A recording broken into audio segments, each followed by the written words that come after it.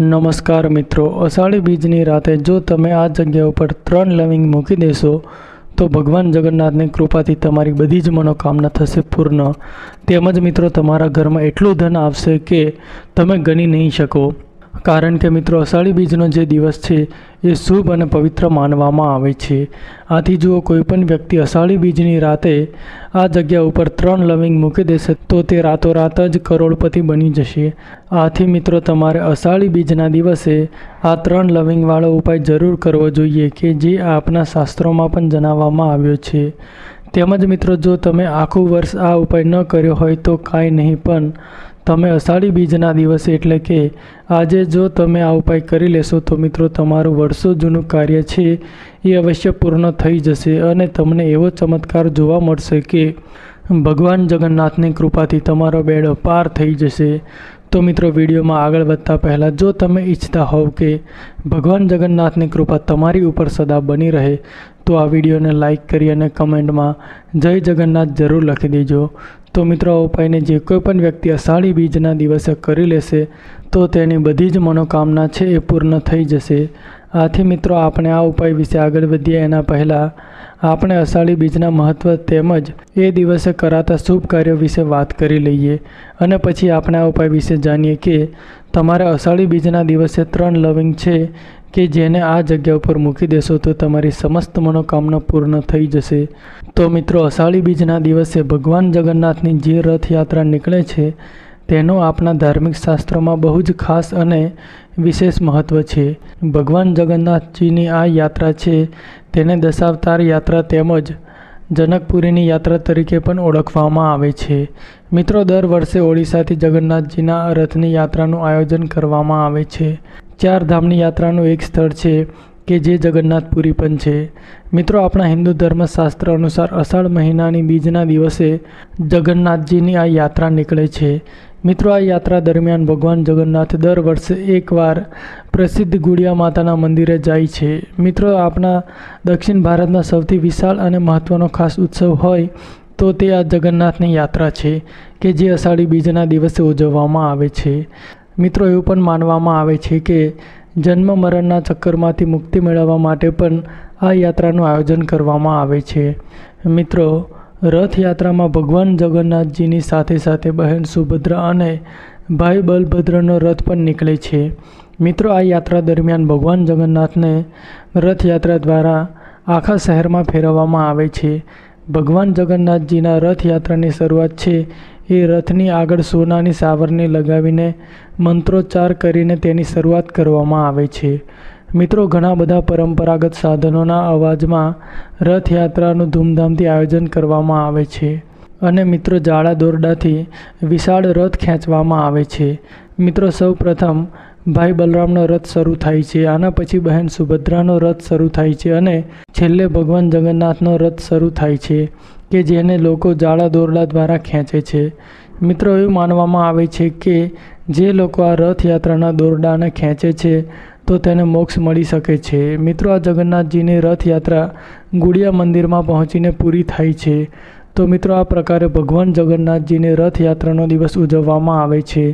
મિત્રો આ દિવસ એટલો બધો શુભ અને ખાસ માનવામાં આવે છે કે જે લોકોના ઘરમાં જો કોઈ તકલીફ હોય અથવા તો કોઈ પણ પ્રકારની મુશ્કેલી જેવી કે ધનને લગતી સમસ્યા હોય તેમજ પોતાના ઘરમાં નકારાત્મક ઉર્જાનો વાસ થઈ ગયો હોય અને જો તે કોઈ પણ ધાર્મિક કાર્ય કરે છે પણ તેમ છતાં તેની મનોકામના પૂર્ણ ન થતી હોય તો મિત્રો આ અષાઢી બીજનો દિવસ છે એ બહુ જ શુભ માનવામાં આવે છે। તો તમારે આ દિવસે અમે જે તમને આ વિડીયોમાં જે ઉપાય જણાવીએ છીએ એ ઉપાય તમારે જરૂર કરી લેવો જોઈએ। મિત્રો અષાઢી બીજનો આ 3 લવિંગવાળો ઉપાય છે તમારે જરૂર કરવો જોઈએ। મિત્રો જે કોઈ પણ વ્યક્તિ આ ઉપાય પૂરેપૂરી શ્રદ્ધા અને નિષ્ઠાની સાથે અષાઢી બીજના દિવસે કરી લેશે તો મિત્રો એના જીવનની બધી જ તકલીફ છે એ દૂર થઈ જશે। સાથે જ મિત્રો તમારે અષાઢી બીજના દિવસે ભગવાન જગન્નાથનો જે રથ હોય છે તો એનું દોરડું જરૂર ખેંચવું જોઈએ। મિત્રો એવું માનવામાં આવે છે કે જે કોઈ પણ વ્યક્તિ ભગવાન જગન્નાથજીની રથયાત્રાનું દોરડું ખેંચે છે તો તેને જીવનમાં ઘણા બધા ચમત્કાર જોવા મળી શકે છે। મિત્રો ભગવાન જગન્નાથજીની યાત્રા દરમિયાન ઘણી બધી ટ્રાફિક તમને જોવા મળે છે, પણ જો મિત્રો અમુક એવા લોકો હોય કે જે ગમે તેમ કરીને ભગવાન જગન્નાથજીની યાત્રાનું દોરડું ખેંચવાનો લાભ લે છે, તો તેને ઉત્તમ ફળની પ્રાપ્તિ થઈ શકે છે. આથી મિત્રો જો તમે પણ આ વસ્તુનો લાભ લો છો તો તમારી પણ સમસ્ત મનોકામના પૂર્ણ થાય છે. અને જો અષાઢી બીજના દિવસે તમે રાત્રે 3 લવિંગવાળો ઉપાય કરી લેશો તો તમને અવશ્ય ઉત્તમ ફળની પ્રાપ્તિ થઈ શકે છે. તો મિત્રો હવે આપણે આ ઉપાય વિશે આગળ વધીએ અને જાણીએ કે તમારે અષાઢી બીજના દિવસે 3 લવિંગવાળો ઉપાય કઈ રીતે કરવાનો છે અને આ 3 લવિંગ તમારે કઈ જગ્યા ઉપર મૂકવાના છે. તો મિત્રો આ ઉપાય કરવા માટે તમારે સૌ પ્રથમ 3 લવિંગની જરૂર પડશે. મિત્રો આ 3 લવિંગ એવા હોવા જોઈએ કે જે ખંડિત ન હોય. મિત્રો આ લવિંગ એવી વસ્તુ છે કે એનો ઉપાય જો તમે પૂરેપૂરી શ્રદ્ધા અને નિષ્ઠાની સાથે કરો છો તો મિત્રો આ વસ્તુ બહુ જ શુભ માનવામાં આવે છે. આનાથી તમારા ઘરમાં બધી જ ધનને લગતી સમસ્યા છે એ સમાપ્ત થઈ જાય છે અને તમારા ઘરમાં ધન આવવાના નવા નવા રસ્તા ખુલવા લાગે છે. તેમાંથી તમારા ઘરમાં જેટલા પણ સદસ્ય છે એના જીવનમાંથી મુશ્કેલી દૂર થઈ જાય છે. તો મિત્રો જો તમે આ ઉપાય અષાઢી બીજની રાતે કરી લીધો તો મિત્રો તમારા જીવનમાં જેટલું પણ દુઃખ છે એ દૂર થવાનો સમય આવી ગયો છે. મિત્રો આ લવિંગનો ઉપાય એવો છે કે જે તમારા ઘરમાંથી નજર દોષ હશે તો એને પણ દૂર કરી દેશે, તેમજ જો નકારાત્મક ઉર્જા હશે તો એને પણ સમાપ્ત કરી દેશે. મિત્રો આ લવિંગના જેટલા પણ ઉપાય હોય છે એ બધા જ દેવી દેવતાઓને પ્રસન્ન કરી શકે છે. તો મિત્રો આ ઉપાય કરવા માટે તમારે સૌ પ્રથમ 3 આખા લવિંગની જરૂર પડશે. તો મિત્રો જ્યારે પણ તમે રાત્રે આરતી કરો છો ત્યારે તમારે આ 3 લવિંગ જે પણ તમે દીવો પ્રગટાવો છો એમાં તમારે આ 3 લવિંગ નાખી દેવાના છે અને પછી તમારે ભગવાનની પૂજા અર્ચના કરવાની છે. મિત્રો તમે આમ તો દરરોજ ભગવાનની પૂજા અર્ચના કરો છો અને એક દીવો પ્રગટાવો છો, પણ જો મિત્રો તમે અષાઢી બીજના દિવસે આ ઉપાય કરી લેશો તો મિત્રો તમારી ઘરની બધી જ મુશ્કેલી છે એ સમાપ્ત થઈ જાય છે. તેમજ મિત્રો તમારા ઘરમાં જે કંઈ પણ નકારાત્મક ઉર્જા છે એ અવશ્ય સમાપ્ત થઈ જાય છે. અને સાથે જ તમે અષાઢી બીજના દિવસે મિત્રો તમે આ ઉપાય કરી લેશો તો ભગવાન જગન્નાથની એવી કૃપા તમને પ્રાપ્ત થશે કે જેનાથી તમારો બેડો પાર થઈ જશે. તો મિત્રો હવે આપણે લવિંગનો એક બીજો ઉપાય વિશે વાત કરીએ કે જે ઉપાય તમારે અષાઢી બીજની રાતે જરૂર કરી લેવો જોઈએ.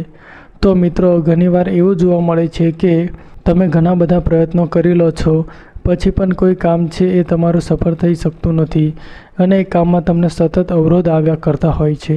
તો મિત્રો આવી સ્થિતિમાં તમારા જીવનમાંથી દરેક પ્રકારના અવરોધોને દૂર કરવા અને સફળતા પ્રાપ્ત કરવા માટે મિત્રો આજે અષાઢી બીજના દિવસે ચાંદીના પાત્રમાં લવિંગ અને કપૂર સળગાવીને આખા ઘરમાં ફેરવી દેજો. આનાથી મિત્રો તમારા જીવનમાં આવતા અવરોધો છે એ દૂર થઈ જશે અને એ દિવસે જુઓ તમારી ઉપર કોઈ દોષ હશે તો એ દોષ પણ સમાપ્ત થઈ જશે. તેમજ જો મિત્રો ઘરમાં પરિવારના સભ્યો વચ્ચે સતત ઝઘડો થતો હોય, સુખ શાંતિમાં અડચણો આવતી હોય, દુકાન કે ધંધામાં સતત નુકસાન થતું હોય તો આવા વાસ્તુ દોષ તેમજ નકારાત્મક ઉર્જાને દૂર કરવા માટે મિત્રો અષાઢી બીજના દિવસે ઘરના ખૂણે ખૂણામાં એક કપૂરની ગોળી મૂકી દેજો. આ ઉપાયથી મિત્રો તમારા ઘરની નકારાત્મક શક્તિ છે એ દૂર થઈ જશે અને ઘરમાં સુખ સમૃદ્ધિ અને શાંતિની સ્થાપના થશે. મિત્રો અષાઢી બીજના દિવસે જે કોઈ પણ વ્યક્તિ આ ઉપાયો કરે છે તો ભગવાન જગન્નાથની કૃપાથી તેના ઘરમાં સુખ સમૃદ્ધિ આવવા લાગે છે. મિત્રો ભગવાન જગન્નાથ છે એ દિવસે બહુ જ પ્રસન્ન મુદ્રામાં હોય છે. આથી જો તમે લવિંગના ઉપાય કરો છો તો તમને ઉત્તમ ફળની પ્રાપ્તિ થઈ શકે છે. તો મિત્રો જો આ માહિતી તમને ગમી હોય તો વિડીયોને લાઈક કરી અને ચેનલને સબસ્ક્રાઈબ પણ કરી દેજો.